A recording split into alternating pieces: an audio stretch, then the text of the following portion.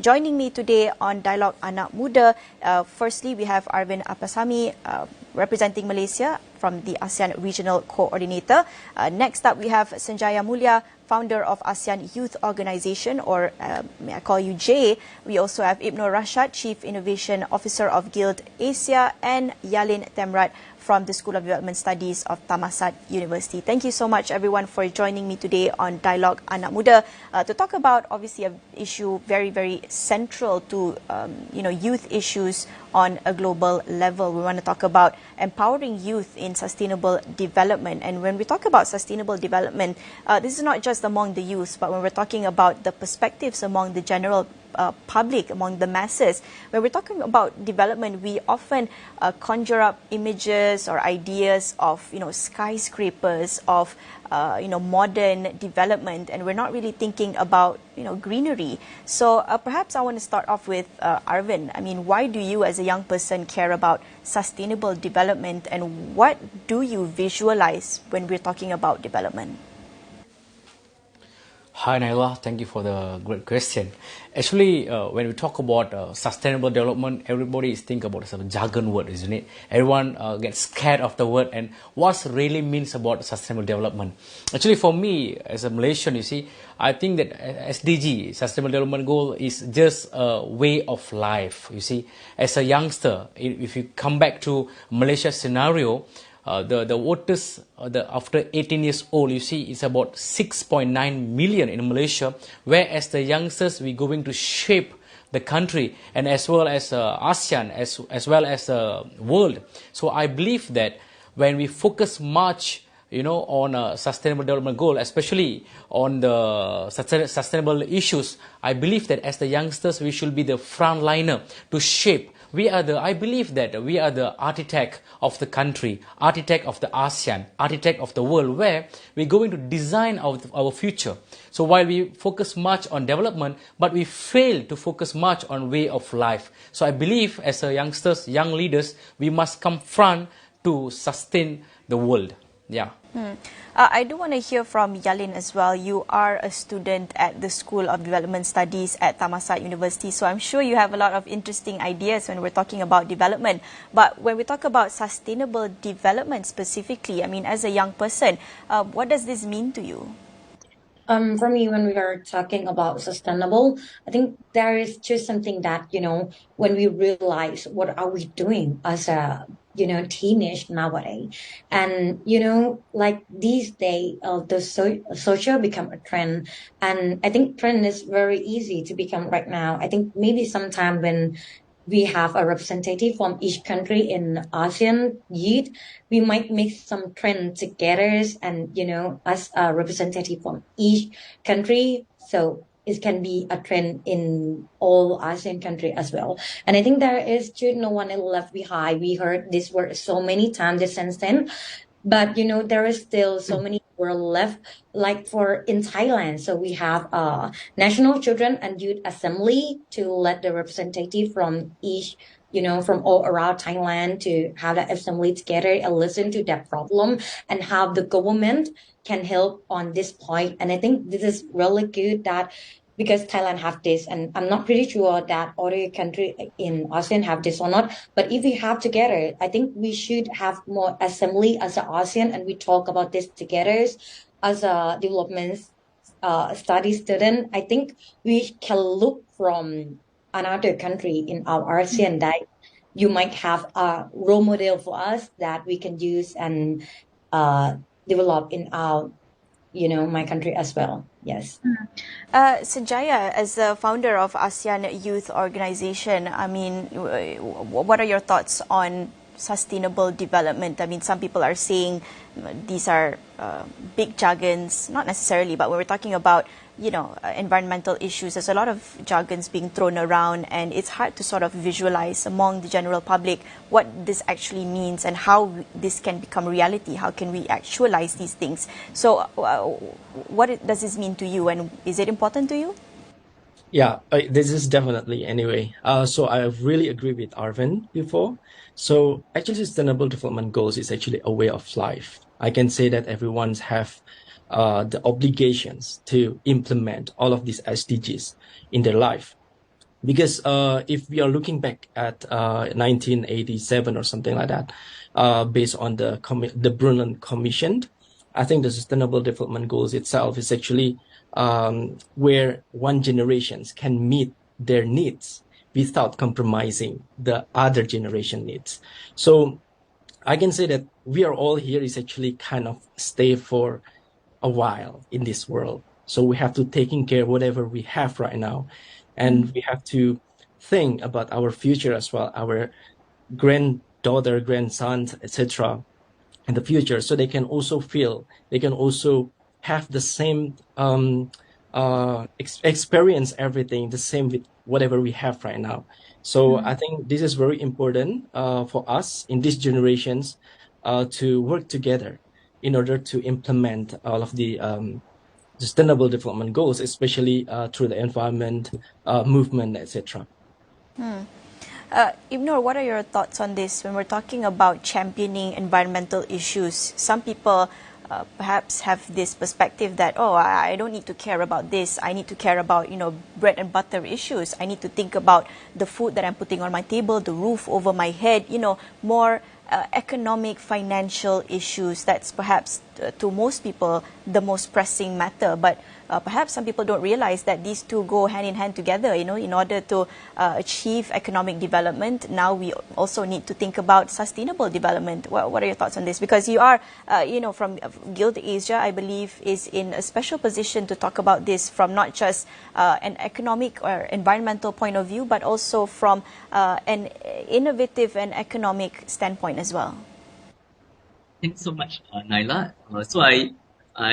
What resonates with me a lot is that idea that we can no longer ignore the environment, right? And I think in a lot of literature with regards to sustainability, it always speaks about the idea of trying to balance the economic progress of a country, of a nation, of a community with the people, right? The society, there's the social behaviors, the social progress, and then there's the idea of the environment. The mistake that most of us do is that the environment is put at the last priority. And I think we see this very, very distinctly when the pandemic happened, right? The highest priority is about life, right? But then later on, we discovered that, you know what, we have been generating so much facial masks, and these masks end up in nature, right? And interestingly, suffocating the animals, right? Then that leads to a different set of problems. The other perspective is that there is this idea that, okay, if we focus only on our economic needs, right, our daily needs, right, then we can put the environment at a later priority. We can still survive. If I were to say that 20 years ago, I would say, okay, maybe, right? But now, right, the strange thing is that climate change, we can no longer ignore the disasters and the weather, freak weathers that's happening. Right. So recently, if you look at TikTok, at Facebook, we see the storms in Saudi Arabia, for example. And then just a few weeks ago was like floods in China, unprecedented. If you push on a few months back, it's floods in Pakistan. And all of these locations are where most of the world countries are getting their food. And I think this is something that we fail to realize that, yes, today we may cover that bread and butter issue. Wait for another 3 more months or 6 more months, which is a harvesting cycle, the prices will go up drastically. And then we realize, oh no, why didn't we do that? But it's already too late, right? And I think this is something that we need to pay a bit more close attention to, that if we don't care of the environment today, the cycle is getting shorter. We will feel the effects within our lifetime. If I were to say this like 20, 30 years ago, yeah, maybe you can wait, right? For maybe 30 days, then maybe our children or grandchildren will suffer. Not the case for today, right? I think this is something that we have to realize, that the science is already showing as in SCIENCE, the science is already showing the signs, right? SIGNS, in front of our eyes, whether we are awake or not to respond.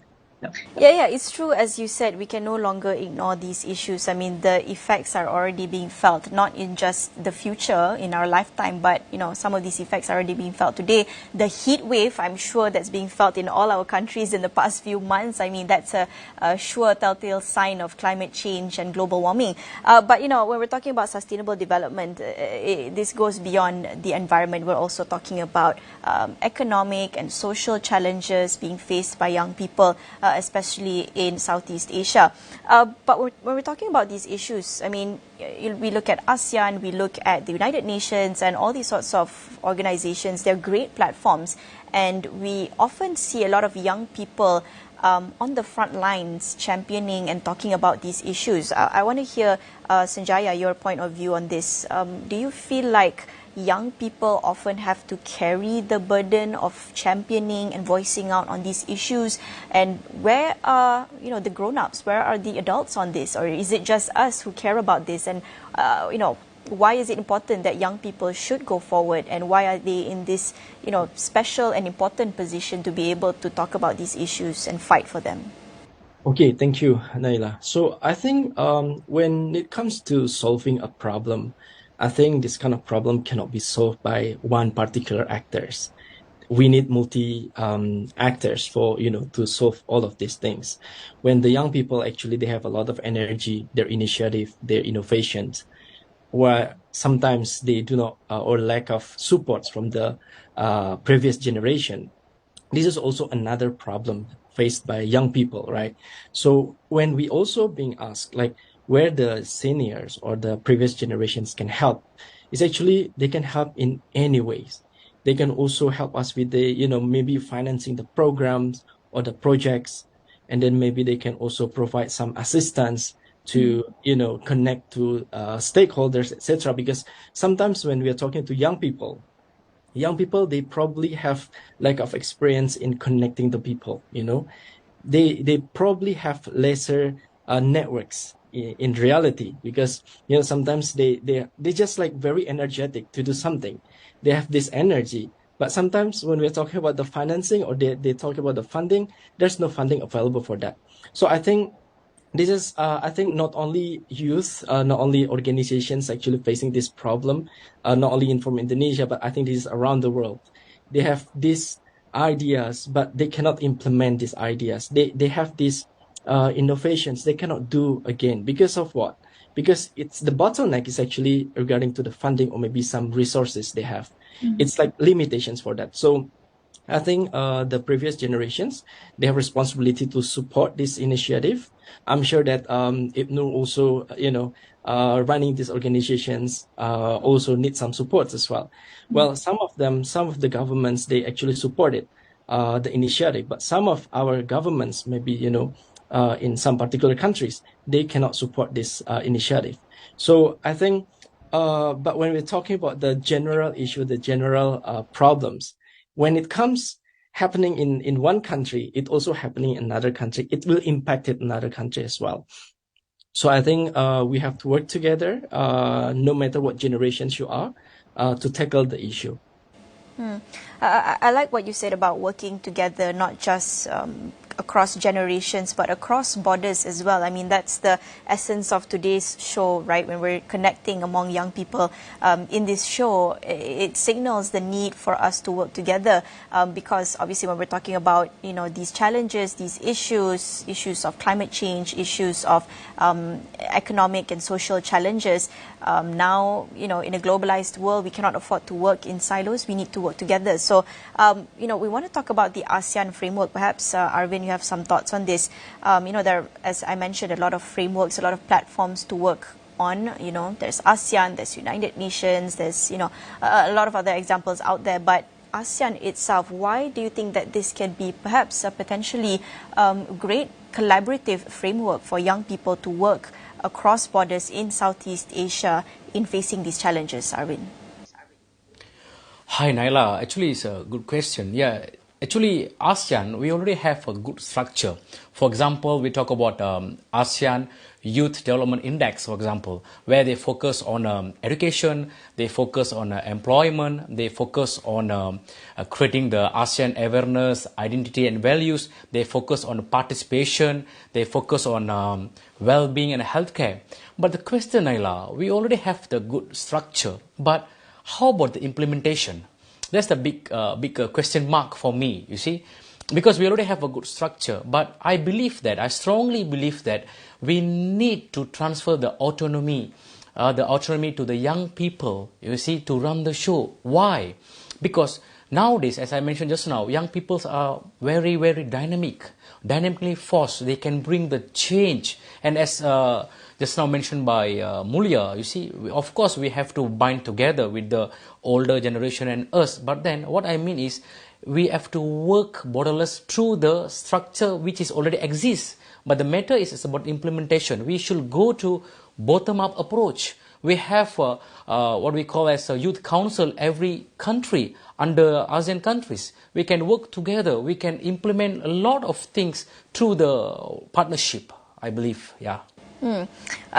When you're talking about implementation, surely, I mean, perhaps we're not well aware of some of the challenges being faced in reality. Perhaps, Sanjaya, you can shed some light on this. You are, after all, founder of ASEAN Youth Organization. So, I mean, there's a lot of hope and faith in ASEAN being, this framework that young people in Southeast Asia can work together in facing and in championing these issues. But, I mean, what are perhaps some challenges that you find young people could face in wanting to work within the ASEAN framework? Is it good enough? Is it, enough space for everyone to work in, or perhaps there's much more that's needed?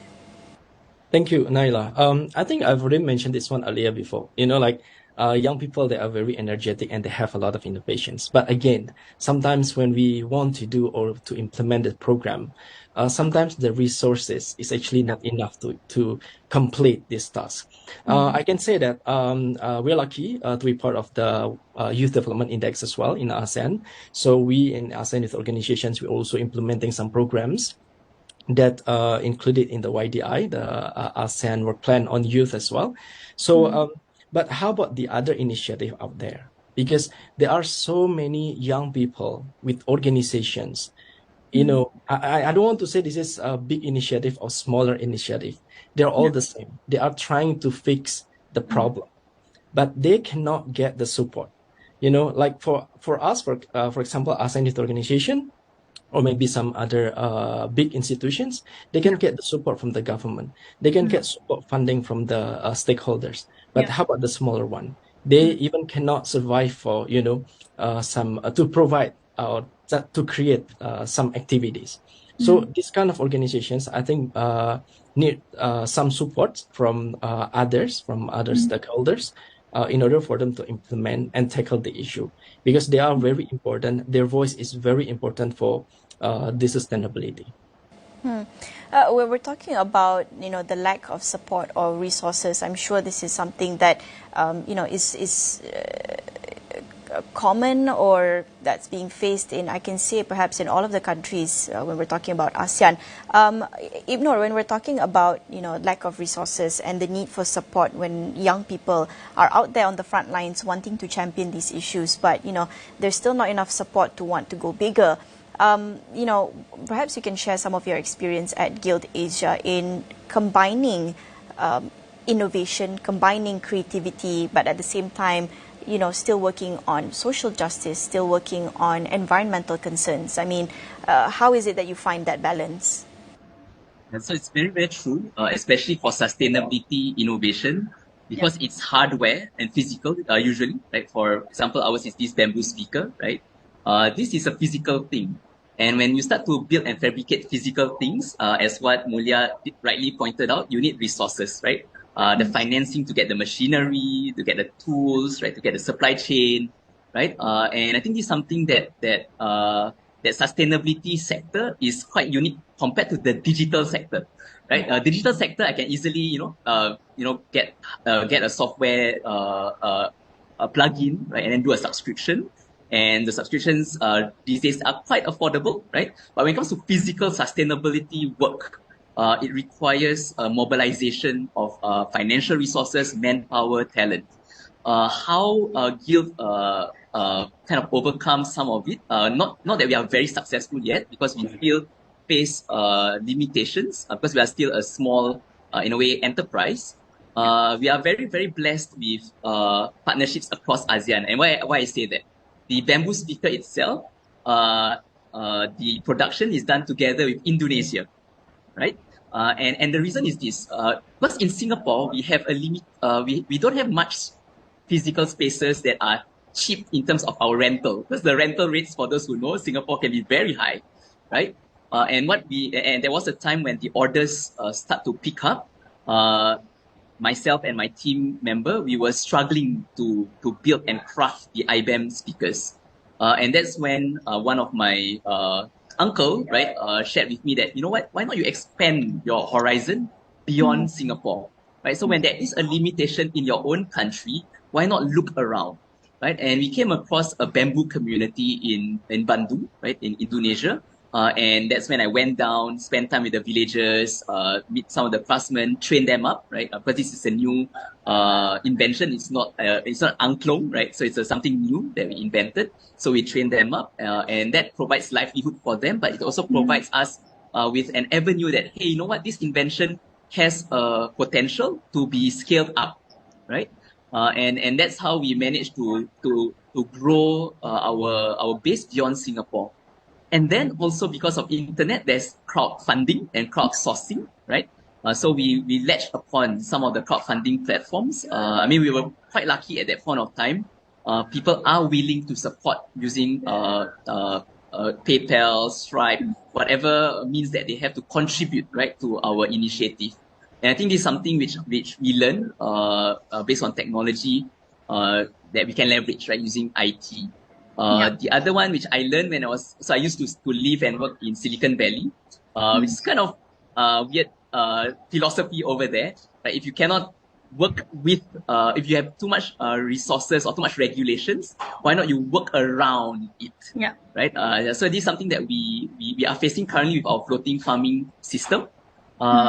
Everyone is supportive of it, but when it comes to regulations and experimenting our innovation out in the reservoir, in the lakes, in the ponds, we are being faced by a lot of bureaucracy, right? And then that's when we told ourselves, you know, as innovators, as inventors, can we do a workaround? And we discovered there are people who own private water bodies who are willing to open up, and this is where the private sector comes in, right? Who are willing to let us experiment. And then people from overseas were like, hey, Ibnur, why not you come over to Cambodia, come to Vietnam, come to other parts of ASEAN, right? And prototype. And recently, someone even from Africa was asking, Ibnur, why not you try out your invention, right? Your floating farm system in our country. And I think this is something which wouldn't have happened if we did not leverage the internet. And I think this is something that I encourage youths to kind of explore more. And I totally agree, there are limitations, there are constraints as innovators, as inventors. How do we figure out a way to work around this using what's available? And I think this is something that there's a collective effort. Yeah. Yeah. It's interesting to look at that, to, you know, cross borders, to collaborate on technology, to collaborate on innovation and creative projects, while at the same time, you know, addressing current challenges and issues. I want to hear from Yalin as well. When we're talking about collaborating together collectively across borders, do you think that young people in Southeast Asia, in ASEAN countries, are perhaps not taking enough advantage, not exploring enough of the opportunities just across the border? I mean, when we're looking at Southeast Asia, we're looking at such a diverse group of young people, talents and innovation and potential. Do you think we're not doing enough to unlock that potential to work together across borders, Yalin? Yeah, not that much. You know, when we are talking about ASEAN, sometimes it looks so far away from ourselves.